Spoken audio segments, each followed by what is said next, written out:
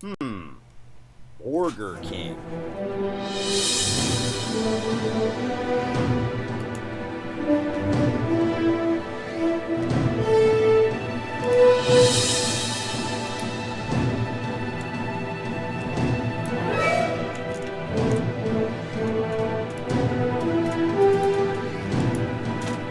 Well, welcome everybody. Be sure to hit the like button. Be sure to hit the subscribe button. I remember in middle school when you felt self-conscious if you were the last one to go through puberty. That really went topsy-turvy, didn't it? Sometimes the house it's too much explaining yourself and it's too apologetic. Be sure to hit the notifications bell. I actually do believe Israel won't just bomb countless civilians. Be sure to tweet this out. Be sure to put this up on your Facebook. You have to be kind to people. Being kind is the guys in this mess in the first place. Put this up on your Reddit. Chile is a country. Be sure to cut and paste, a link to this to go into your favorite Facebook chat group. It's good to see so many normal people in here. Now, spanking isn't just my deep, dark personal secret. It's America's deep, dark secret. I've never seen it explained so simply anywhere. Put this on WhatsApp. Put this on Telegram. Put this on your favorite messenger app. Hello and welcome to the Untitled Anarchist Seagull channel. I'm your host and Untitled Anarchist Seagull called Elise, and this is the home of the Last JabroniCon, and hopefully not the home of the sorts of technical difficulties that led me to have to restart the computer in the middle of the stream this afternoon. But so far things have been going well since that reboot, so hopefully that will continue to be the case.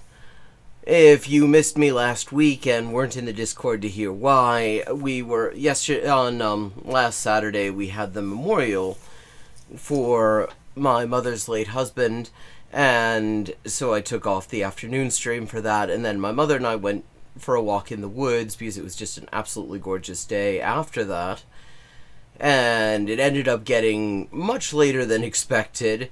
It was like 10 o'clock by the time we finally got back, and neither of us had even had dinner yet, so it was just going to be way too late to manage the stream properly, so I ended up taking that off too.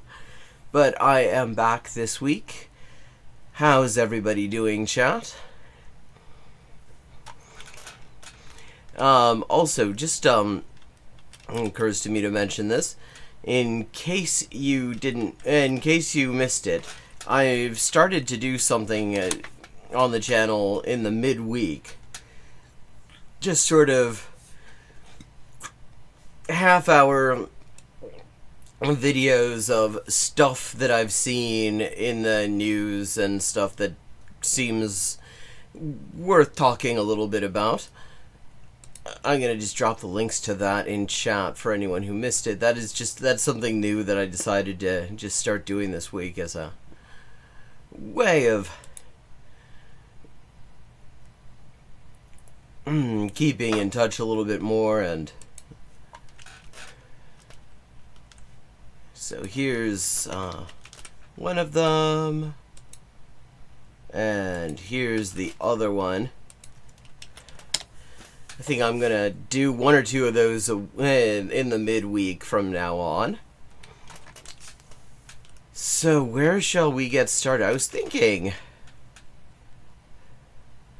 we might actually start out just with looking at a bit of John Elmer's resistance report on the EI live stream, which was yesterday. Just because I have to say, if you aren't already watching it, it really actually helps you kind of not totally lose your shit over what's going on with the U.S.-Israeli genocide in Gaza, to see that actually the resistance is holding the line very effectively. In fact, for the past 2 months, they have been the deadliest months for the occupation forces since this horrible fucking mass murder got started. And I'm going to drop the link to that in chat. We're just going to look at a little bit of it. John Elmer does a great job of just breaking this stuff down and showing what's going on. And his analysis is always worth listening to. Thought we might just get started with a little bit of that.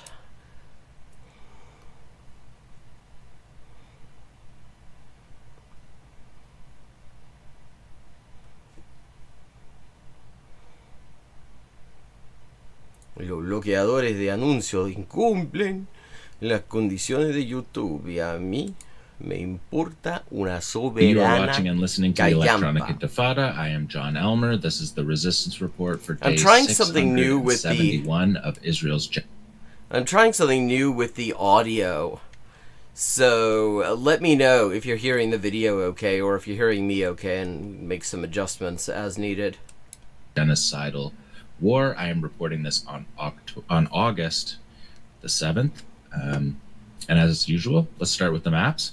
We are still using these United Nations Office for the Coordination of Humanitarian Affairs maps that are updated each week. We can see 88%. Okay, I'm going to skip over this, though it is definitely useful. I want to get into more of the operational details.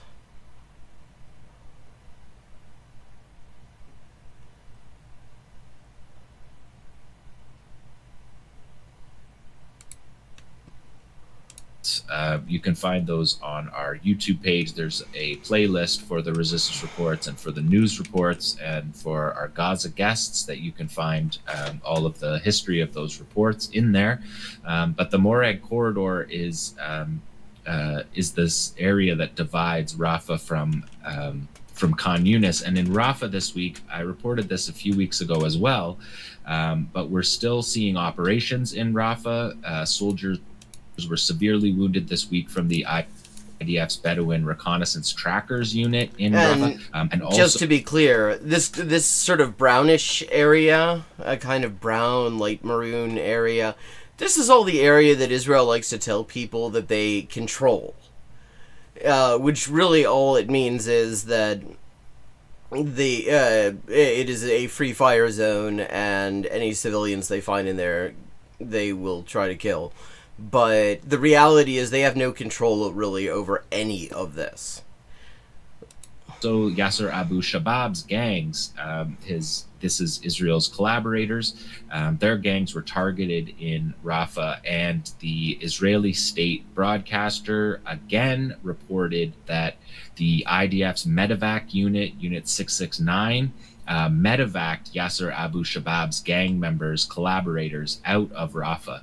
Now, if you didn't, you might have noticed it. It definitely got some attention on social media.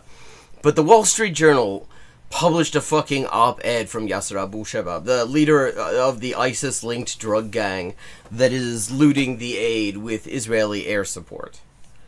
And yeah, they actually published an op-ed that it was with his byline talking about how Gazans are tired of Hamas and my popular forces, by which he means his ISIS-linked drug gang that nobody likes, that has been disowned by his own family. Like, literally his own family has called for him to be killed on sight because he's a traitor. Is the alternative. And the thing about that is, as journalist Mohammed Shahada pointed out, he can't have written it because he's illiterate. He cannot read, he cannot write. This is well known. It has been reported in the Arabic language media. So the Wall Street Journal published an op-ed, but it is not clear at all who it's actually by. All we know for sure is that Yasser Abu Shabab didn't write it and couldn't even read it. So they're getting medevac helicopters. This is I have reported on these before. They've happened before. And in Khan Yunis all weekend in the north of Gaza, in the absence of face-to-face fighting, the Israeli military has been using more of these M113, their old stock troop carriers, and filling them up with bombs and using their robot tank bombs that they are unmanned, and they use those for demolition and destruction. Is the Israeli drone footage found one of the interesting things The censorship seems to have loosened up recently, because a lot more of this sort of footage is getting released into Israeli state media of these operations by the resistance, just showing how badly the IDF are doing. Qassam fighters that were attempting to capture Israeli soldiers, as Army Radio said last week. Serious incident in the Gaza Strip that could have ended with a heavy price. 12 Palestinian fighters set up an ambush near a logistics route. IDF estimates they intended to capture soldiers. They had deployed with Yassins, with IEDs, and also using tactical drones, Qassam's own drones. The Israelis brought in drones, and when the fighters saw the drones, they tactically withdrew to fight another day. And I just wanted to bring you one frame from that drone footage. And what you're looking at there on the screen is the fighters in the berm. You're looking at 7 fighters. And you can barely see them. If you see these like slightly darker spots in the sand, that's them. That's all you can see of them. The only thing giving them away from this angle are these footprints. Are disguising themselves in that berm. And I just wanted to show that because it's so they're so well hidden in there. And just to juxtapose that with what we see of Israel's sniping and drone attacks on people walking down the middle of the street. The fighters do not wander down the middle of the street. This is how they operate. Of course, yeah. I mean, obviously they wouldn't. There wouldn't be fighters if they walked down the street, Israelis do. Like the IDF does. Camouflage, disguise, hiding from the drones. When you see people walking down the middle of the street getting killed by the Israelis, they're civilians. This is what it looks like. This is what a trained military force looks like when they're waiting in ambush. You can see the footprints. That's the only thing that gives away where the fighters are in that. I mean, one of the interesting things about this... Oh, no, they don't. In fact, I mean, what happens is Israel goes into an area, the civilians immediately get the hell out because they know if they're around where Israel is, they are not going to be safe. Once the area has been cleared of civilians, the civilians have gone off to wherever they think they might be relatively safe, then the fighters start emerging and start operating. So no, in fact, I mean, and you can see this not just from the Resistance's own videos. Hello, Roblox Squam or Guam. But also, if you look at the videos, the supposed combat videos that the IDF will publish, where you never see fighters. In their own footage, you never actually see fighters. You see tons of civilians in their footage, in the IDF's footage. No fighters. But you see no sign, like the areas where the resistance are operating, they are deserted. It's them and the IDF, and that's it. As it happens, actually, yes, I've spent a lot of time studying the war in the 6 counties. And I just thought I would bring attention to that because we see such brutal massacres of civilians on a daily basis, all throughout the day. And that's completely different than the way that the fighters handle situations like this. So that is from that attempted capture operation, which is along the Moreh corridor, to bring full circle to those last. Not really. I really haven't studied them at all. I know like their name. I know some very basic things, but like them, I haven't really spent much time reading about. Last 2 frames. Now coming up, we have an operation number 6. This was a triple IED minefield operation. Again, you can see the destruction and use by Qassam here of. Yeah, I mean, and here, this is something that he is always pointing out. The amount of destruction that the occupation has wrought, I mean, not only does it have no legitimate military purpose, it's actually militarily useful to the resistance. Because, like, this, if this was still a road, like a proper road, there would be no way that they could do this. Israeli destruction and the use of Qassam of tactical drones. You can see them burying barrel bombs here. These are bombs filled with unexploded ordnance. You can see they are easily buried in this kind of sand. And when you see the further picture there, you can see the Israeli military driving in their convoy. It looks like the first one looks like a armored troop carrier.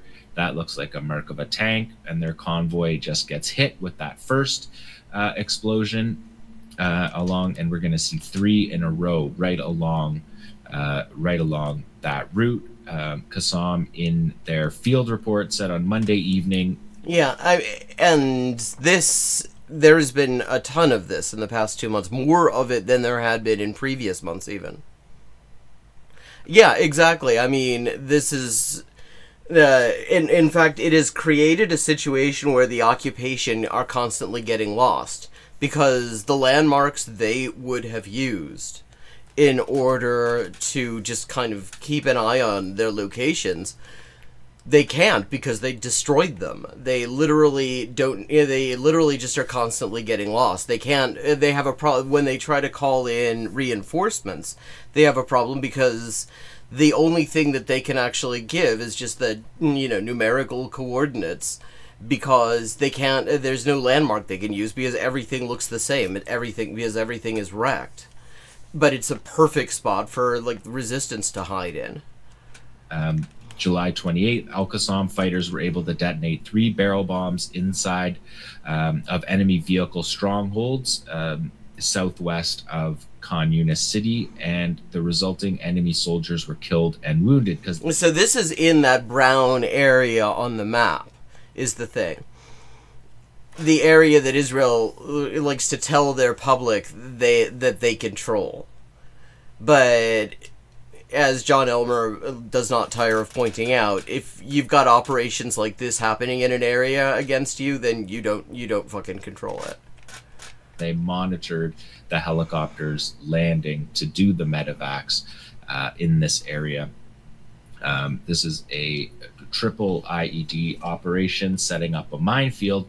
And after we watch this one more time through, I'll show you in the next picture how the from the drone footage, how you can see where the route is. There's the first tags going on a predictable path that intelligence, surveillance, and reconnaissance is all over. Yeah, I mean, that's the other thing. They have eyes everywhere.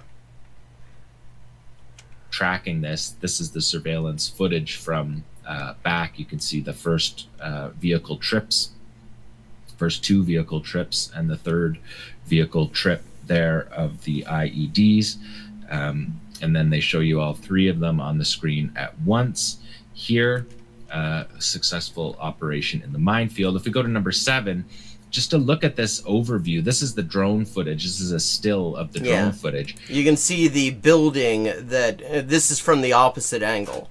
The building that these vehicles are going in front of is in the foreground here. It's in the background in the other footage.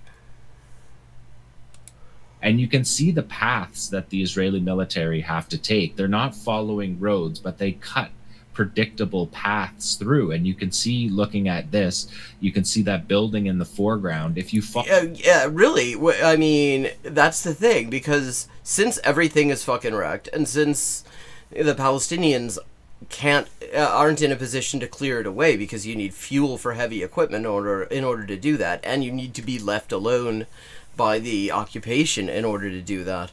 If you see roads like this, I mean, as a resistance fighter, you can be fairly certain that these are paths that the occupation will be using, because they're the only ones who can clear something like this, because they're the only ones who have fucking fuel. Follow that road. That was where they were buried, up on that hill of the sand hill in that building. But you can see that route goes to a bridge. So the Israeli military is using a bridge that they have built to cross through that area. So Qassam knows that the route that they have to take is going to follow that track, because that's where they built that makeshift bridge or causeway, you may want to call it. In any case, you can see the clear marks through the land. You can also see the clear genocide and erasure here of southwestern communists. Yeah. But you can see the routes that the military takes. I mean, and that, which is also the thing about all these newspapers and media outlets going, wow, look at, look, we filmed some of the devastation in Gaza. We were able to film, acting like this is the first time that this kind of footage has been available. It's been available all along. They just haven't been willing to fucking show it. Hi, GGM. Qassam exploited those routes. Okay, so just wanted to show you some of that, because it has actually been a really, really bad couple of months for the IDF. Though, if you listen to, like, Netanyahu, if you listen to Washington, you would never actually get the idea, because they like to pretend that that everything's going very well and they're winning and stuff, and they really aren't. I mean, they are successfully doing genocide, and that's something that we, in the source of the tools that are being used for that genocide, really ought to do a bit more about. We certainly have more options than are being used, but I think there's hesitance to actually go and try to disrupt the supply chains and things like that. But the thing is, in terms militarily, the IDF is just getting smoked. Okay, we've got some of the young turfs to look at. Instant destruction in Gaza City this morning after an evacuation warning. This is called "It's Official, Israel is Taking Gaza," which is, the thing is, Israel has been saying that for a long time. This is not the first time they've said they want to occupy Gaza completely. The reason they haven't done it, it isn't for lack of trying. It's because they fucking can't. Like, and the IDF brass are saying that it's impossible and they shouldn't be trying it, because, I mean, they said something like they need 6 whole divisions in order to even make a credible attempt at it, and they don't have 6 whole divisions. So let's see what the young turfs have to say about this. Injuries reported this time, but this now the very place which Israel's security cabinet has agreed to take control of. The approved plan focuses very specifically here on the largest city in the enclave, home to hundreds of thousands of people. Some here say they'll refuse to move again, having returned to their homes after being displaced before. Military occupation of the entire strip would endanger the lives of the remaining Israeli hostages inside of Gaza. Which they don't give a fuck about. Like, if they wanted the captives back, they would have had them by now. Because there have been plenty of offers. According to 4 Israeli security officials, he also shared concern about the current level of exhaustion and fitness of reservists, and about the military becoming responsible for governing millions of Palestinians. Now, I mean, they are already responsible for governing millions of Palestinians in the West Bank, it's worth noting. I think, as we're going to get to, it's not only the head of the IDF, but also many of the families of the hostages that believe this increasing military conquest of Gaza would endanger the hostages, which obviously would be... I mean, the military's objection isn't so much that as that it's impossible because they don't have the people for it. A good reason to not do it if the goal was to recover the hostages. But if your goal was to just militarily conquer Gaza, then... and kill everybody. Yeah, this is what you're gonna have to do. And Netanyahu has been very clear about which of those two is actually driving his actions. And so they have not okayed the entire... said the security cabinet agreed to. I'm gonna skip over this guy. Let's see what Junk has to say. You can see they're saying there are 5 principles for ending the war. Israeli security control in the Gaza Strip. That's not happening. Disarming Hamas. Not happening. Like, they're not even close to happening. Returning all the hostages, including the bodies of those who've died. Not even trying to do that. The demilitarization of the Gaza Strip. That's just a repeat of disarming Hamas, and that's not happening. And establishing an alternative civil administration that is neither Hamas nor the Palestinian Authority. And also extremely unlikely, and also just most likely bullshit, because what they're trying to do here is actually just kill everybody. That is the real goal here. If they were trying to do any of these other things, they would be doing something that looked like doing those things. Of course, as a matter of fact, basically, they already control the vast majority of Gaza. Depending on who you talk to, it's... Yeah, well, depending on who you talk to and how you define control. Because, like, if control, like, under the normal sense, control means that like, the IDF could actually walk around an area safely without having to watch their backs. And no, they're not. They don't control shit. Somewhere between 75% that Israel says it controls. The UN says about 86% or so. Well, they're in militarized zones or evacuation orders, which is to say that that is how much Israel has set up as a kill zone. Hey, Adria. But the thing is, this 75 to 86% that we're talking about, all the operations that you see on the Resistance Report, and if you follow like Resistance News Network on Telegram or whatever, basically all of that stuff is happening in that 75 to 86%. And if you've got the Resistance carrying out sophisticated operations like that in that territory, that means no, it is not under control. They're militarized or under evacuation orders, and this is only going to increase that. As was said in the video, of course, Gaza City in particular has a very large population, something around 1 million currently living there. It was smaller before the invasion of Gaza, but of course many people have been herded into there. And so it looks like they're taking another big step. I suppose, Cenk, they could have voted in favor of the complete annexation of Gaza, so I suppose this is... I mean, they could vote in favor of all sorts of things. The question is whether they're able to do it, and the IDF says they can't do it, and the resistance is proving that they can't do it. Other than that, what do you think? Yeah, I mean, okay. No, I don't find that interesting at all. We'll cover that in a month. Yeah. What do you mean you don't find... What does that mean, you don't find that interesting? I mean... Even the attempt to do this is going to result in the murder of large numbers of people. Like, I personally find that interesting in the sense that we should talk about it and how to fucking... maybe make it fucking stop. It doesn't matter. Look, guys, there's two major things happening here, and then I'll break down some of the important details. One is Israel is trying to conquer land in the modern world while still pretending to be part of the West and civilized. How is that pretending, Cenk? Like, the US is also trying to conquer land in the modern world. Like, I mean, doing quite a lot of it. Like, I seem to remember the U.S. actually occupying two fairly large countries, just you know, for most of the century that we're in. Like, what do you mean pretending to be part of the West? This is what the West is all about. This is why Nazis are so this is why Nazis are so fucking horny for Western civilization, because it's fast shit. Society, etc. And it's going to be really interesting to see if they can pull that off. Like, well, I mean, it's extremely unlikely, and even the IDF says they know they fucking can't pull it off. Now, I'm not talking about the moral outrage. I'm going to get to that in a second. But in just like looking at it from a history... Yeah, pretending, because the West is so wonderful. The West that has been backing this to the hilt. Like, I mean, if this is Israel pretending to be part of the West, why is the West, you know, in the sense that they're not really part of the West, they're not really Western and everything. Then why is it that the entire West is backing them up on this?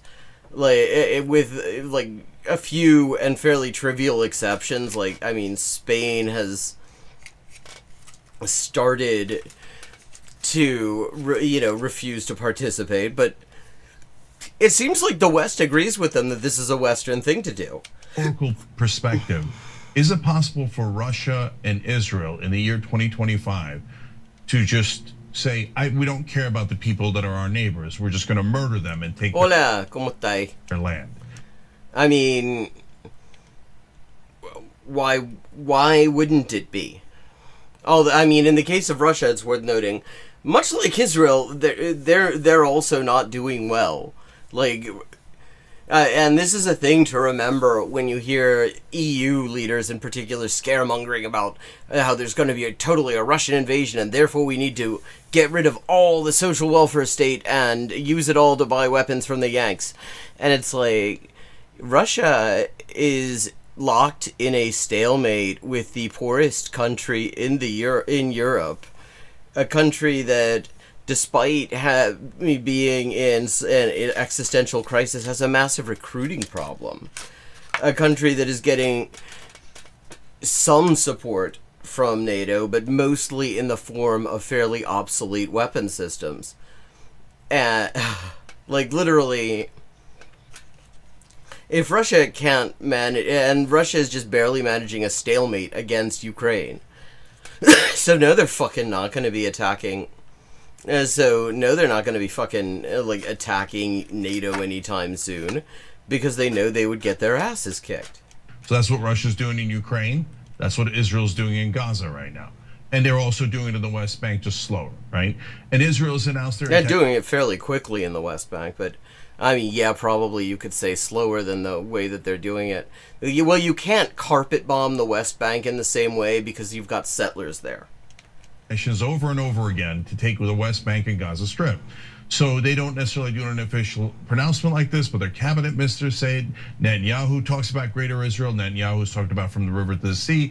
Netanyahu's brought... I mean, that's in the Likud program. A picture of the Greater Israel to the United Nations and giving a speech. And Miriam Nadelson has reported by the Israeli press backed Donald Trump so that Trump would allow Israel to annex the West Bank. I mean, in practice, the West Bank was annexed a long time ago. This is just about, this is actually just about having the paper catch up with the reality on the ground. I mean, the West Bank has been all but annexed for decades now. Didn't hear that wrong. The West Bank, let alone Gaza, right? So here's Israel in the middle of the whole world on the stage going, yes, we're starving them to death, moving them to a camp, and yes, former Israeli prime minister has called it a concentration camp, and we're going to squeeze them all out. Yeah, and then the media in the West and, you know, U.S. politicians are still acting like, oh, gee, like, you know, is Israel actually doing this? No, I think it's actually the resistance is stealing aid. Like, I mean, if you watched the fucking Josh Shapiro in Pennsylvania, his attempt to get on the right side of history while the getting is good, and he couldn't stop himself from lying and claiming that the problem is actually that the resistance is stealing aid, even though there is no evidence of that. Even Israel has admitted there's no evidence of it. And Israel openly, since October 2023, has been saying, yeah, we're starving them. Yeah, it is, the level of gaslighting is just so fucking remarkable. You have to go back every once in a while and just look at what Israeli leaders have been saying the whole time to remind yourself, yeah, you're not fucking crazy. They actually did say from the very start that they were going to starve everybody and kill everybody. This is why so many genocide experts very early on said this is unusual in the annals of genocide because they're being upfront about their intent, and that never happens. We're going to take this land for ourselves. So now you're going to see a little bit later in the show that Trump said it was starvation, and Netanyahu called him it furious and saying, how dare you ever disagree with anything I said? Yeah, shut up, Jank. You have to remember, Israel asks the U.S. Embassy for permission before even insulting a U.S. politician. They do everything to make sure that nothing they do is going to jeopardize the aid that they need in order to continue doing the land theft and the murder and the torture and everything and the genocide now. So no, I mean, the whole problem is, I mean, this is part of the reason that, like, regular imperialists are uncomfortable with Trump, is that he will sometimes run his mouth off and say the quiet part out loud. Yeah, of course the U.S. is the one pulling the strings. okay? So we're going to find out, can Israel, now that people are seeing it happen... People have been seeing it happen all along, Jenk. Like, where the fuck have you been? I mean, I will say, I'm totally unimpressed with TYT. Like, profoundly unimpressed with Jenk, even more so with Anna Transphobian.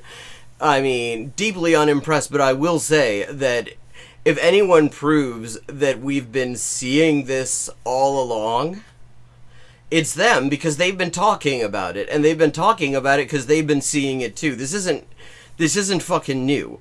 What's new is that we're seeing the undeniable and predictable consequences of the stuff that the U.S. politicians were happy to just pretend wasn't happening in the late 2024 when the UN was warning that this was imminent. Control America 100% and take this land and murder those people and control America 100%. See, that's the thing, because if you actually work in the universe of just the reality cinematic universe, you have to acknowledge that the US, this suits the US. This certainly suits the arms industry. It certainly suits the oil and gas industry because it's scaring oil and gas prices up.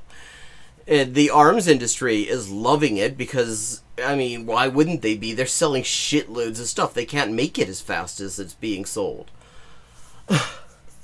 Like, you have to just accept, if you want to live in reality, that the U.S. has absolutely no reason, the U.S. ruling class has no reason to give two shits about the Palestinians, because the only bargaining chip the Palestinians have is their ability to get in the way. And up until October 2023, the assumption, like the policy assumption in Washington was that they lost that ability and that you could just ignore them completely. And so they did the Abraham Accords and all that stuff, basically as if there were no Palestinians. And then October 7th happens, and it turns out, oh, you can't ignore the Palestinians after all, and actually they turn out to be rather good at fighting. They, humiliated the Gaza division in less than an hour. I've had pizzas delivered in more time than it took them to take out the Gaza division. Them out and get away with it. So that's what they're trying to do. We're going to get to world reaction in a second. So number two thing is, I need you to understand this because it is not at all clarified in almost any of the articles. You have to go to paragraph 37 to find out this information on like a quarter of the articles. As John alluded to, they're going to have to move 1 million Palestinians in Gaza City to do this. How do you think that's going to go? I mean, first they have to actually get in there. The thing is, I mean, at this point, first of all, a lot of Palestinians are just refusing to go, and the thing is, the way it's going to go is quite obvious. A lot of Palestinians are going to just flee because they've been doing that, and people want to survive. Quite a few will not be able to or will not want to because, fuck it. And also they're starving. You can't really run on an empty stomach. They're being systematically starved. And so Israel's going to just fucking try and kill them, and the resistance will be trying to stop them. And the question is, first of all, will Israel actually be able to get together a large enough force to even contemplate doing this? Like, if you listen to the sort of things that are coming out of the top brass of the IDF, they've been really pushing hard to pull sort of a Trump where they declare a fake victory just to get the fuck out and cut their losses. You think that's going to go humanely from the people who murdered 1,400 people waiting in line for food just recently? By the way, that's more people than Hamas killed on October 7th. I mean, that's more people than the entire number of people killed on October 7th. It is several times how many Hamas killed on October 7th. If I hear Netanyahu talking about how October 7th is the greatest tragedy known to humankind, as he's done over 50 October 7th in Gaza, including on starving people waiting in line for food, I'm going to vomit. And the whole world is vomiting right now. I don't know, for supporters of Israel, how you think this is helping you? You have to be mental. I think they know that it's not help. That's why so many, you have these ghoulish Zionist fucks who are starting to say, yeah, actually, this is awful, actually. You know, suddenly they've always been against it. In fact, I mean, Jeremy Ben-Ami of J Street, the sort of liberal Zionist version of AIPAC, he came out and said, yeah, this is a genocide. This is a pro-Israel lobby organization, and he's fucking saying it after doing everything possible to muddy the waters in the sort of liberal Zionist fashion, which doesn't work quite the way the right-wing Zionist fashion does, in that it's a little bit cleverer. Freshly escaped from a mental asylum to think that this helped. Thanks for the ableism. Israel's reputation, longevity, creating a safe haven for Jews. It's like, shut the fuck up. Like, there has never been, like, Israel is not and has not been, since Zionists colonized it, really a safe haven for Jews. I mean, it certainly has not been since 48. It has been actually one of the more dangerous places for Jews because it is constantly a fucking war zone. The idea that we are only safe there, I mean, that's just bullshit. And you can tell also from the fact that large numbers of settlers are leaving Israel and going home, etc. Right? So that is part of the reason that they're having trouble getting together the number of troops, the troop strength that they need for these major operations, and they're ending up with brigades that are missing half their battalions. Those million Palestinians is going to be a slaughterhouse. It already is one, but yes. So that's why even the head of the IDF is like... The head of the IDF doesn't give a shit that it's a slaughterhouse. That's not why the head of the IDF is freaking out. The head of the IDF is freaking out because they're going to have to raise 6 divisions, which they can't do. They're going to have to send a bunch of reservists with zero fucking training or experience who are on their 5th or 6th deployment, a lot of whom will not show up because they've left the country because they don't want to go back. A lot of whom are actually in rehab hospitals, which are massively overloaded, the military rehab hospitals, because they've already been wounded and actually often quite seriously and need intensive physical therapy and in some cases fucking prosthetics. Like, the fucking IDF is not freaking out because it's going to be, for moral reasons. They've been doing just depraved mass murder non-stop on a level the world has not actually recently seen for 22 months now. Their issue is entirely practical. And by the way, the head of the IDF is a terrible guy. That is such a weird way of putting it. That sounds like he did not stand his round at the pub. He's a terrible guy. Like, we actually ended up buying 3. I bought it 3 rounds in a row. He didn't say a word. Like, not only did he do all these massacres, is he responsible for the slaughter in Gaza, but earlier in 2018, when the Palestinians tried something that was non-violent, going up to the gate that is keeping them prisoners in Gaza, he ordered their assassinations. Yeah, absolute scumbag. So this is not, he does not have moral objections. His objection is entirely practical because the IDF's already falling apart at the seams. Murdered 150 innocent people that were going up to the gate, including even an more. American journalist. Sniper shots. So he's among the worst guys on the planet. And even he's saying to Netanyahu, are you nuts? Now, it's not gonna be 150 or 1,400. We're gonna just kill like an endless parade of human beings. That's what they've been doing. That's not why he's freaking out. That's not why the fucking IDF general staff are freaking out.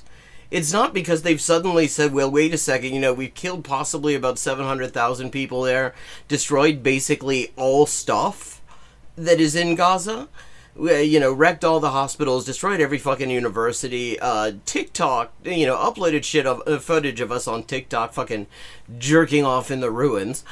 But, this last bit, I don't think we suddenly have scruples. That's not what this is about. Like, what the fuck? What planet are you on that you think that's what it's about?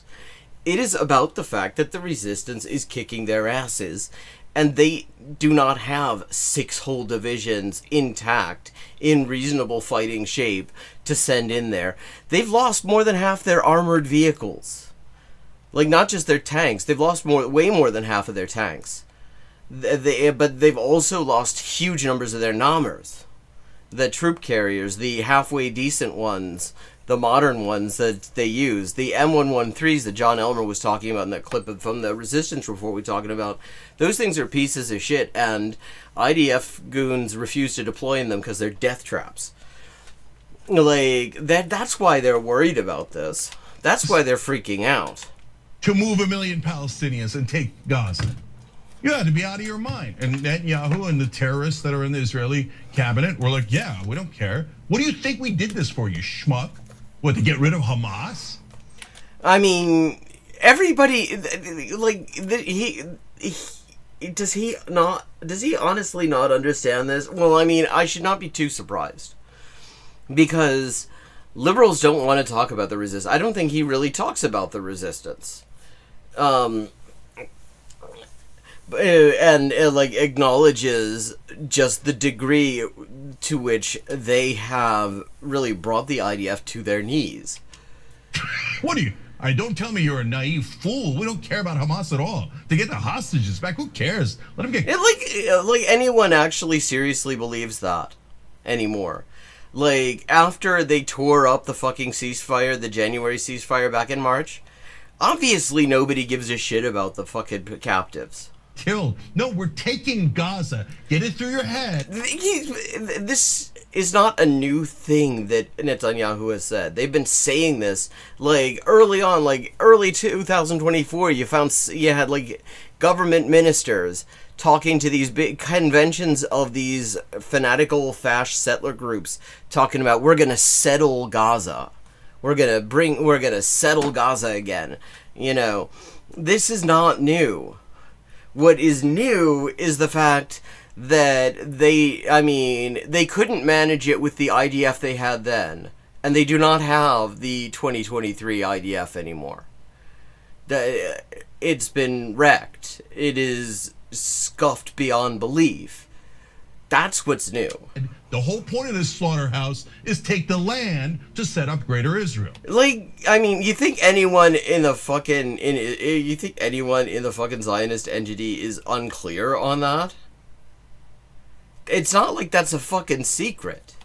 So that's super obvious. I'm, happy to have a discussion about it, but I think that all rational people can now see that, I hope, but we'll find out. So, and then now the details real quick before we get to Mark. Okay, in their so-called peace negotiations, they say that they want Israeli security control of the entire Gaza Strip. That means, yeah, I mean, which is not happening.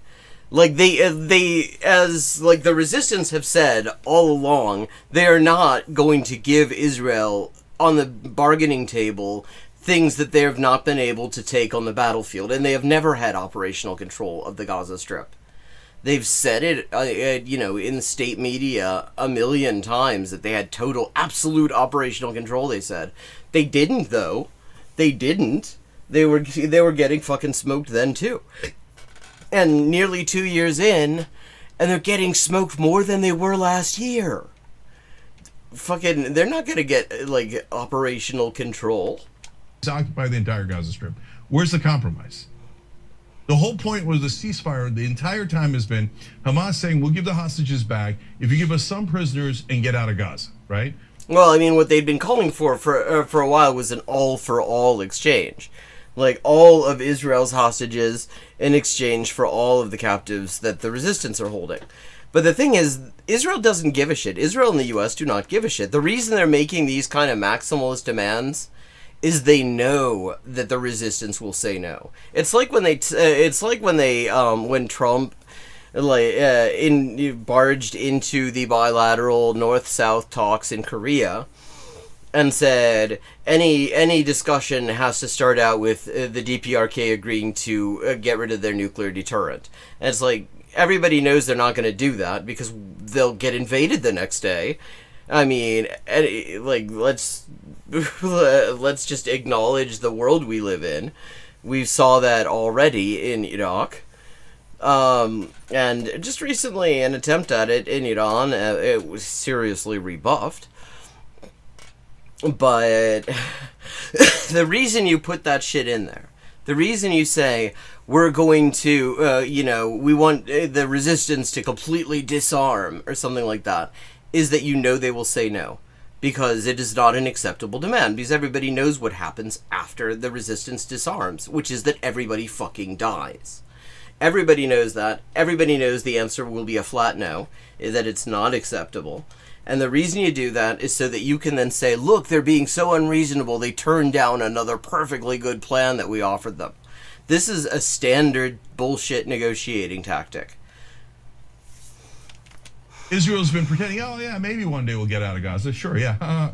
Which is the whole point of ending this thing, that you eventually leave Gaza and let the Palestinians... Yeah, well, I mean, that is the whole point for the resistance, certainly. That is the whole point for the Palestinians, certainly. That is the whole point for anyone who is like a remotely decent person. It has never been the whole point for Israel. It has never been the whole point for the U.S. Govern themselves. Of course he's not going to do that. So his offer is complete and utter surrender and a humiliation, and you get nothing, and everybody fucking dies. I get everything. And then the last part was that Hamas and the Palestinian Authority, in fact, no Palestinian is allowed to govern Gaza. Yeah. I mean, I'm surprised that he didn't include like that Abu Obaida should suck his dick. Like, I mean, because he's just literally coming up with the most unreasonable, obvious non-starters and just putting them one after another. And of course, like, the far right will absolutely love it. They love hearing these things. They somehow love hearing these things so much that they don't often care that these things don't happen. But they love hearing them. And of course there's going to be a flat no, because nobody can accept that. And they know it. And then the media will blame the Palestinians and say they're being unreasonable because they didn't agree to die. Well, who the hell is going to govern it then? Oh, let me guess. The point, Jank, is that there's not going to be anyone to govern. The whole point is that everybody dies. And then, of course, like the absolute lie of all lies that all of American press will now repeat, and I've seen it in all the articles. Well, Israel says that after they take all of Gaza, they will one day return it to the Palestinians. Who? They're saying that? I haven't heard them say that. I mean, you got to be the world's biggest sucker to believe that. I mean, it's a preposterous thing. Like, chat, have you seen Israel saying that? Have you seen anyone saying Israel is saying that?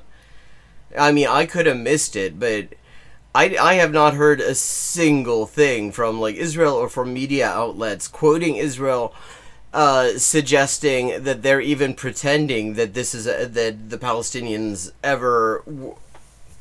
that their plan involves the Palestinians getting to be in Gaza.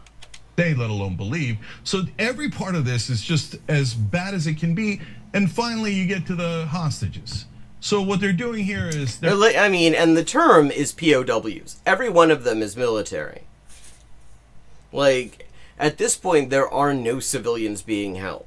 Everybody is military, so they are POWs. And, yeah, I didn't think so either. And one thing that's worth noting is Abu Obaida gave a statement this week saying that they will coordinate with the International Committee of the Red Cross to get food to the POWs on the condition that same aid mission is getting food to their people, so that they're not going to make a special deal to feed the POWs when their people are starving to death. But if they want to keep the POWs alive, then they can keep everybody alive. And he also said, that there has to be an agreement not to have any flyovers during that, so that there can't be any attacks as a result of it. So I have not heard any response to it. They're calling Hamas's bluff. They're saying, we don't think you're going to kill them. We don't think there's anything you can do.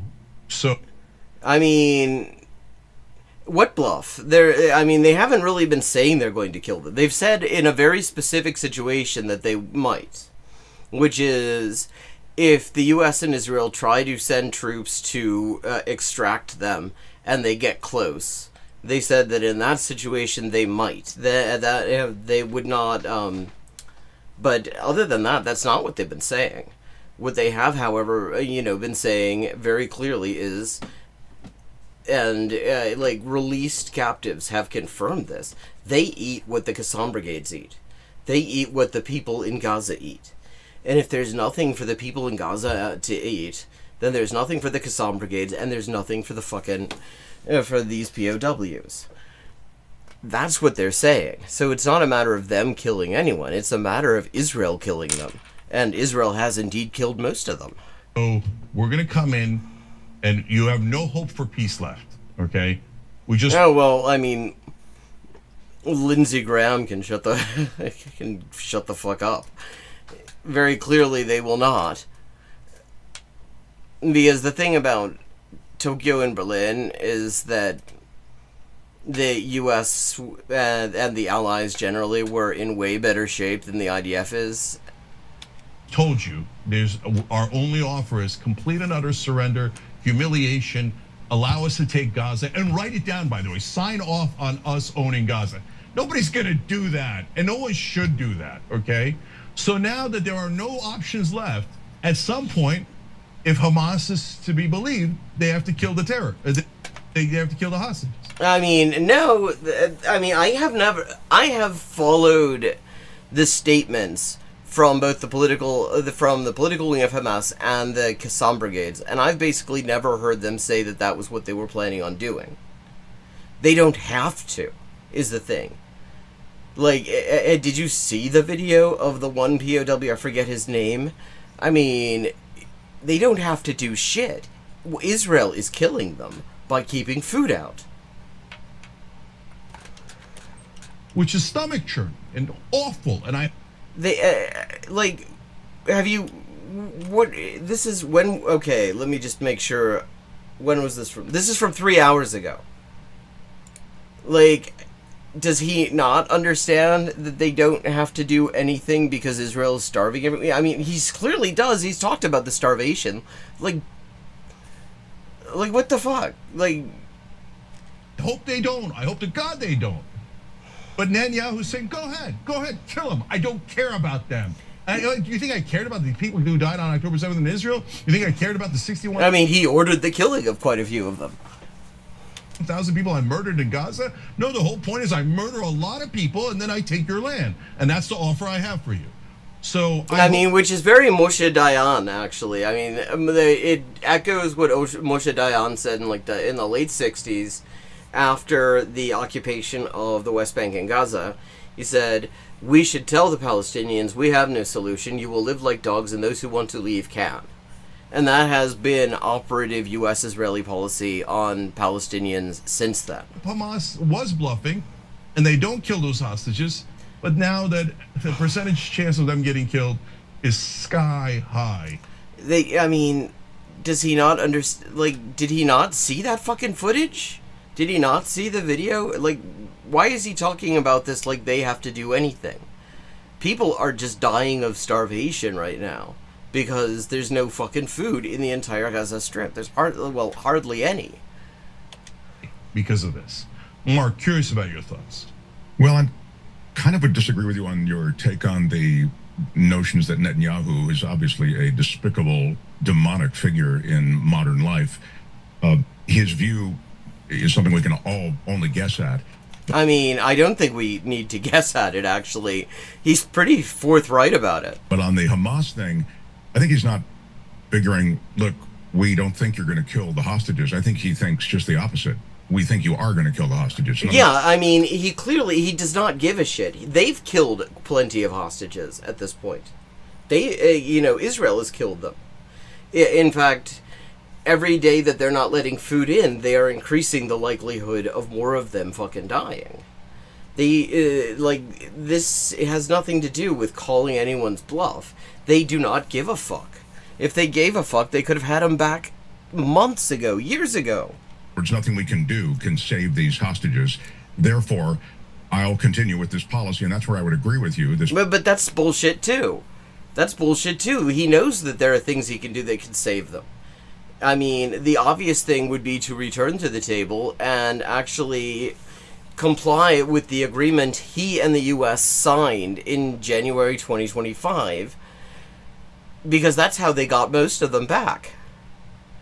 They have virtually all come back as parts of deals, because everybody who's ever dealt with the Palestinian resistance, with Hamas in particular, says they are principled negotiators. They don't fuck around. If they say that something's their bottom the line, it is, and you can take that to the bank.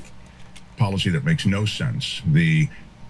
It's really the re-annexation of Gaza, as you know, Cenk and John, because the Israelis left Gaza. They had control of Gaza in 2005. I mean, that's the thing. They've never stopped occupying Gaza, though. In fact, the ICJ confirmed that in their advisory opinion in 2024.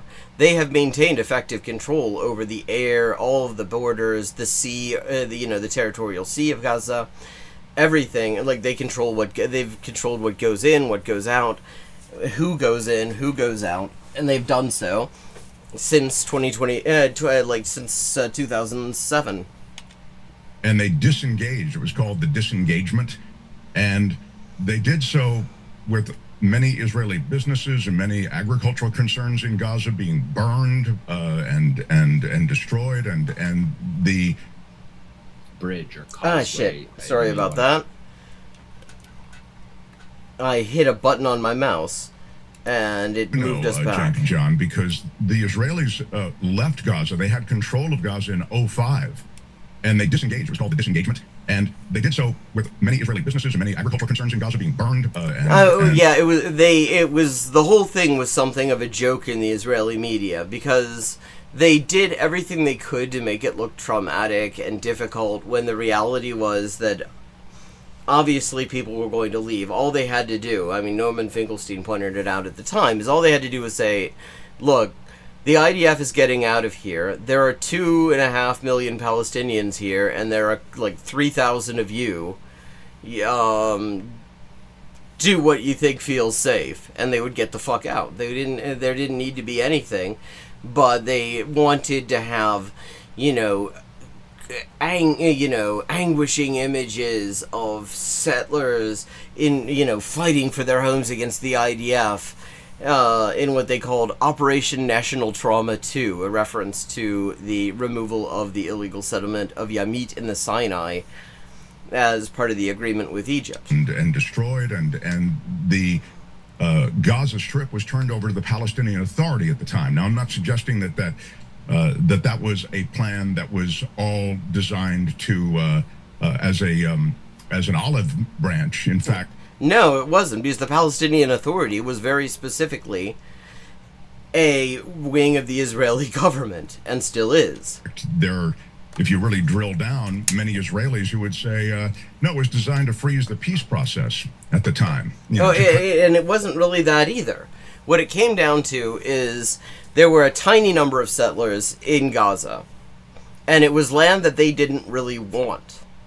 In fact, I mean, Israel has often talked about how they actually... It's not so much that they really want the Gaza Strip, because it has been historically a fairly impoverished area. It's that they don't want the Palestinians to have it. Like, Yitzhak Rabin was known to say that he wished that it would just be swallowed up by the sea, so that then it wouldn't be an issue. Like, it isn't that they so much... I mean, apart from these fanatical settlers who don't even give a shit about the quality of the land they're taking, they just want to take it from Palestinians. They don't give a shit whether it's any use or not. Apart from them, like, the idea was you can minimize your commitment in Gaza, the amount of difficulties you're going to have providing security for this handful of fanatical assholes. In an area with 2 million Palestinians, or you can or you can make that commitment open-ended, and they wanted to minimize that commitment and sort of streamline the occupation, and that's what they did. Kind of prevent a permanent Palestinian state from being established. So there's a lot here. Look, what we can agree on, I think, without question, is most of what Cenk has just said, which is this is a humanitarian horror show. And I'm not familiar with Mark Thompson, incidentally. What is his deal exactly? Don't get the end. The one thing I would say is that the entire Knesset, the ruling parliament of Israel, doesn't agree with this. And as you know, Cenk, there are tens of... I mean, the majority parties seem to agree with it. Thousands, maybe hundreds of thousands of Israelis taken to the streets who disagree with this as well. So I always hate it when... Well, I mean, most of them are only concerned with the captives, and they don't give a shit what happens afterwards. Israel, which is clearly pursuing this as a government, horrifying, immoral policy, which is a jihad on the part of Benjamin Netanyahu. I hate it when too broad a brush is painted over the Israeli people, because there's a lot of pushback in Israel around... There isn't that much pushback, and in fact, I mean, the latest polling says most, like, they asked, they asked the Israeli Jewish public, what do you think, how do you feel about the possibility of people in Gaza starving to death? And overwhelmingly, like, over 70% said, don't really care. On this as well, and Netanyahu, as you know, Cenk, this is a policy to save his skin, because... Yes, but the thing is that it is a policy that actually the so-called opposition support. Because he is an outlaw. He's a lawless leader, just like Donald Trump. So there's a lot going on here. There are a lot of cross currents. Israel's a lawless state. This is an absolute humanitarian crisis of the greatest extreme. Yeah, it's just real quick before we go to John again with more updates from how the world's reacting. I mean, and if we're going to talk about the term humanitarian crisis needs to just fucking die at this point. Because it makes it sound, you have these politicians will act like, ooh, we just need to figure out how we're going to get that aid in there.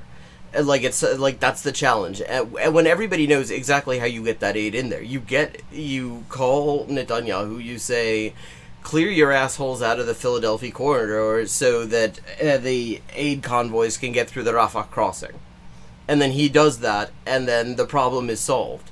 Because that is the only thing stopping aid getting in there in the first place.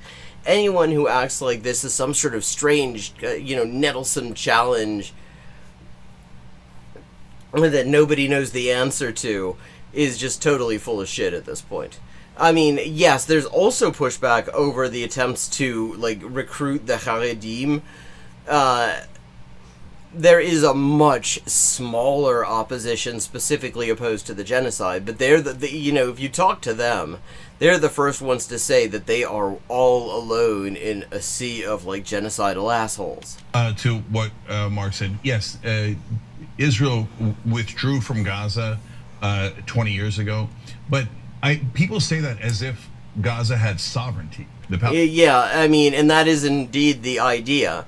And this is why the term Gazans should only be used with great care. There are times when it is useful, and Palestinians in Gaza themselves will use it. But what Israel and the U.S. have been trying to do is to treat the West Bank and Gaza and East Jerusalem as if they were two completely unrelated three completely unrelated things, as opposed to being integral parts of the occupied Palestinian territory.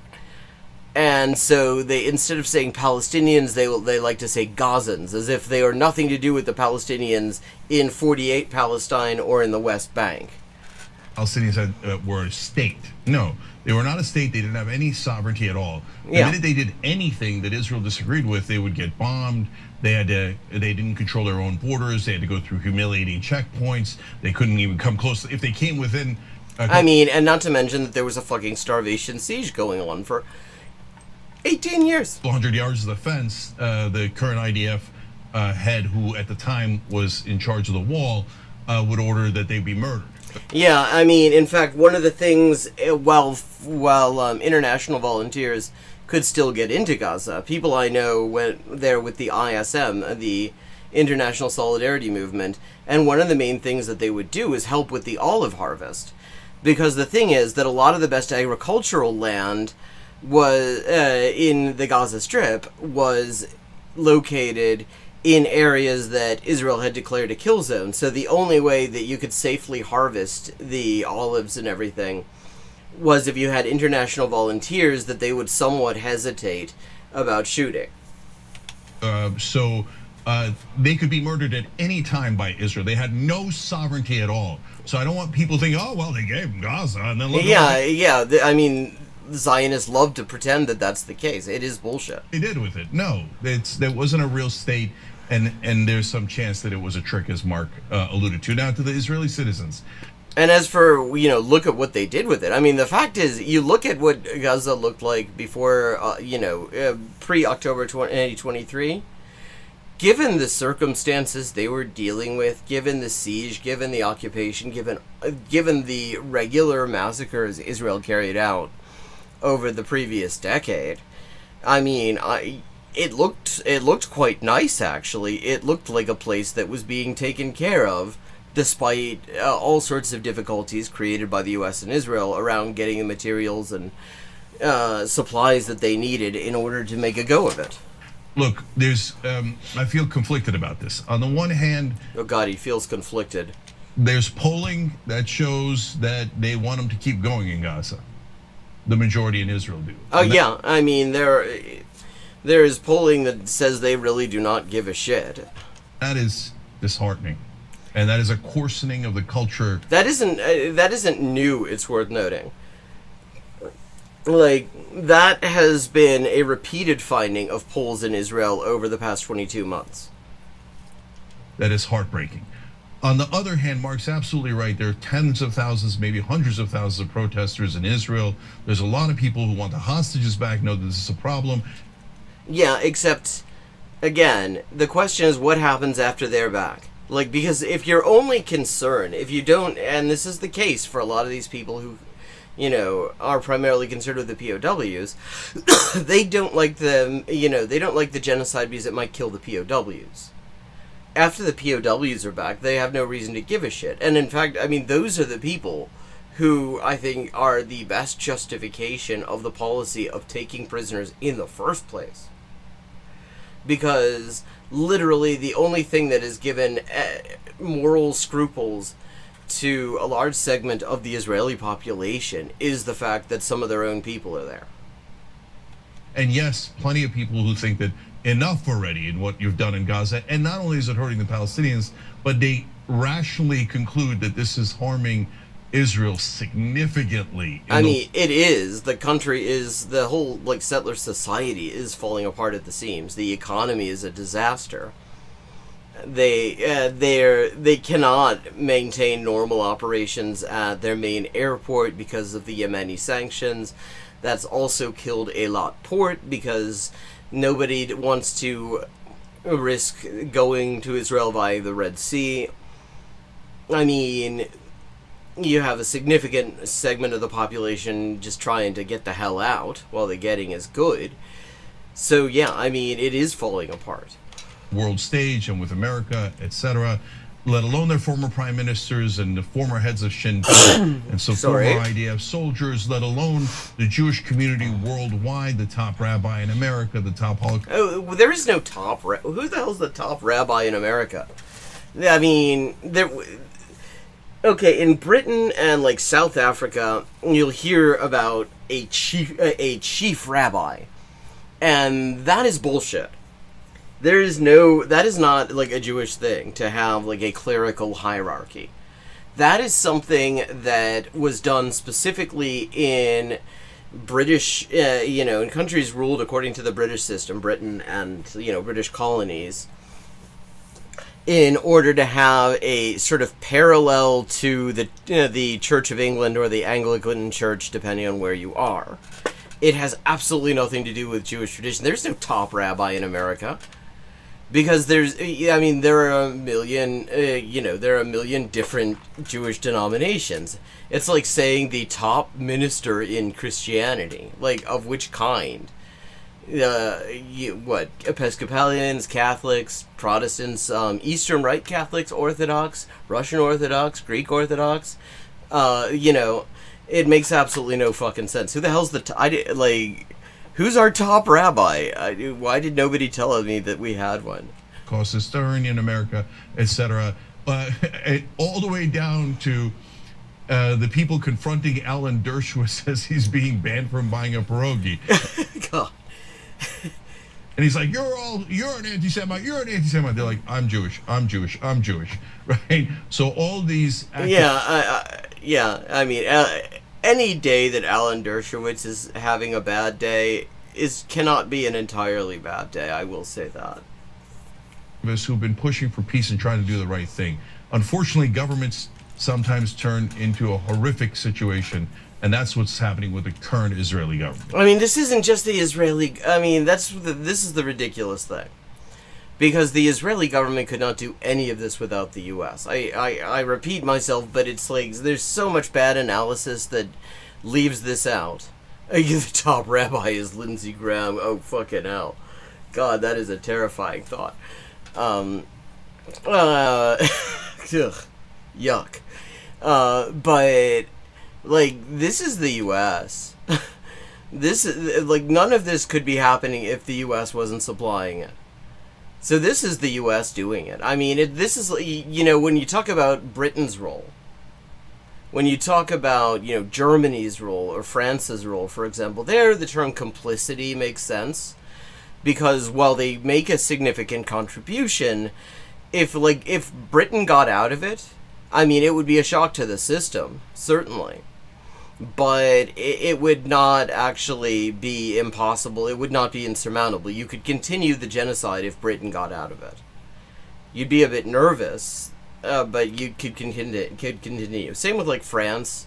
Same with Germany to a great extent. If the U.S.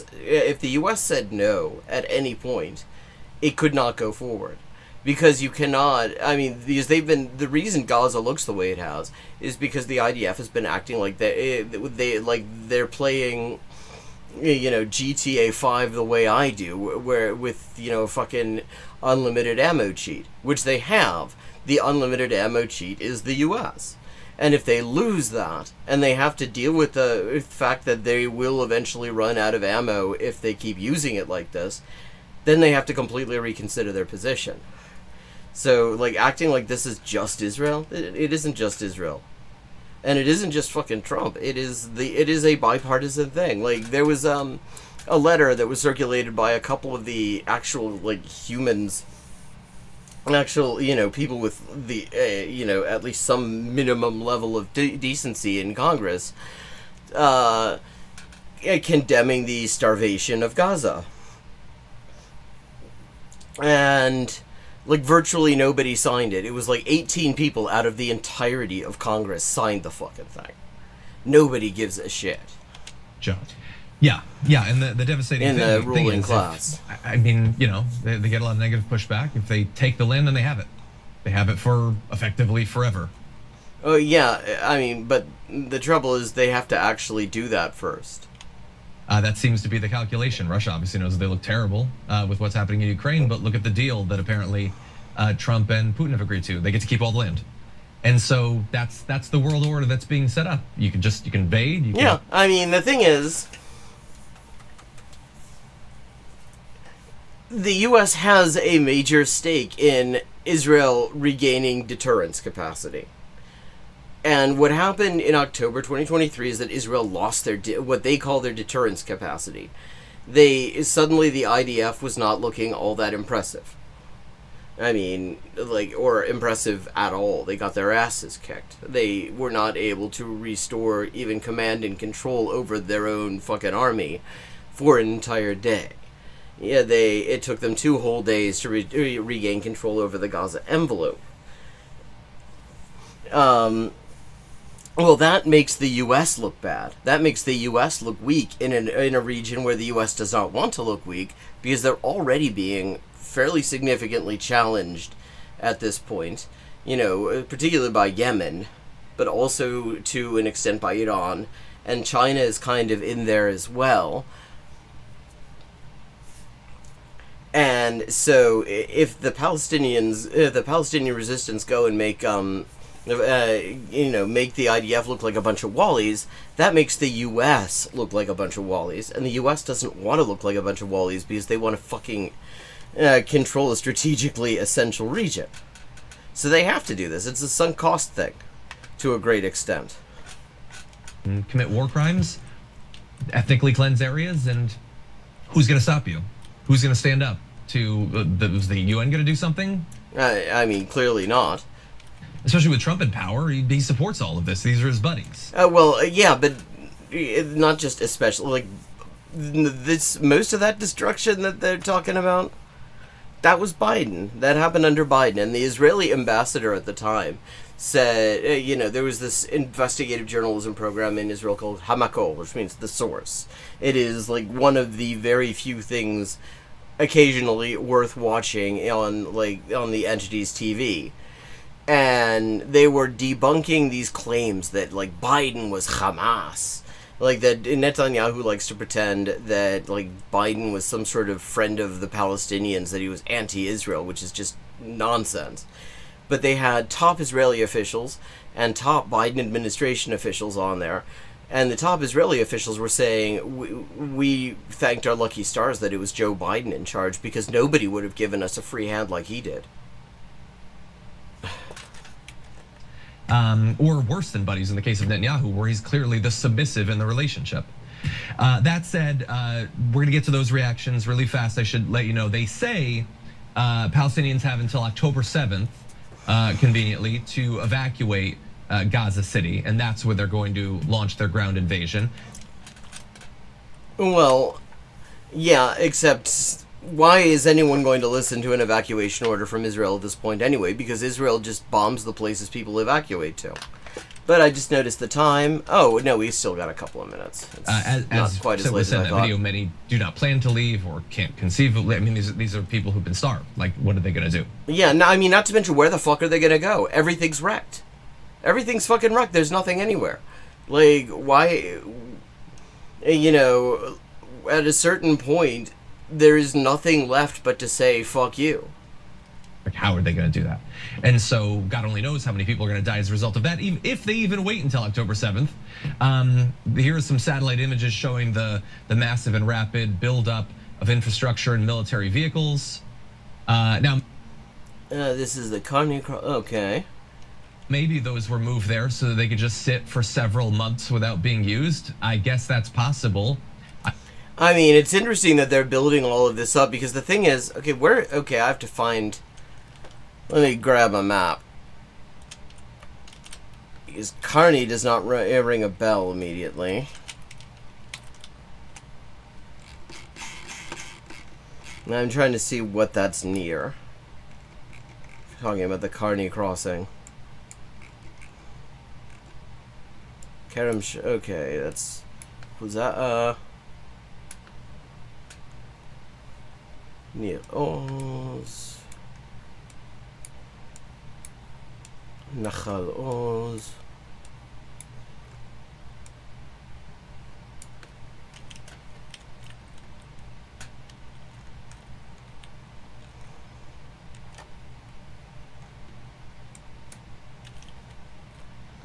I mean, judging from the way that looks, I assume we're probably talking about west of Khan Yunis.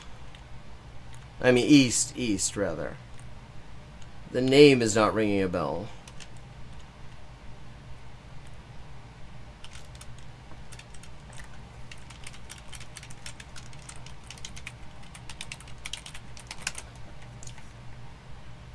Near the northeastern end.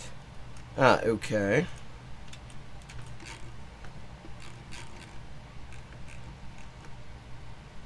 Okay, so around here. Well, so around like Beit Hanun in there. Okay, the other same side, other end then. But like, okay, that is within mortar range. That's within Cornet range. That is within range of all the rocket artillery that the resistance clearly has in abundance, because they're still using lots of it. I'm old enough to remember what happened when Putin had built up all of his forces over the border from Ukraine, saying they weren't going to use it. So we'll see. As Cenk has been saying, there has been significant backlash, not only from some of the forces he was talking about inside of the United States, obviously the UN. Las haría, pero con el apoyo completo de todo el progresismo. Europe as well.